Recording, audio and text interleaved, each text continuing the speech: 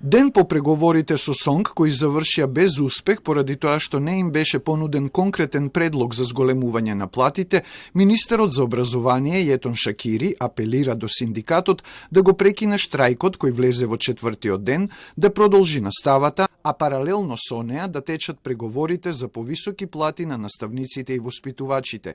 Министерот кажа дека тоа написмено денеска ќе му го достави на СОНК. Ние можеме да продолжиме со секојдневни преговори и истовремено наставата да продолжи. Ќе доставам барање до представниците на СОНК за разбирање наставата да продолжи, но истовремено во тоа барање ќе имате тоа дека ние за најбрзо време ќе се усогласиме. Според министерот, приоритет е враќањето на учениците во училишните клупи.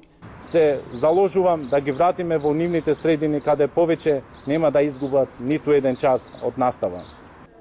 Шакири рече дека нема законски можности кои ќе го оправдаат кратењето на наставата за надокнадување на изгубените часови, зашто тоа важи само во услови на војна, пандемија или други природни катастрофи.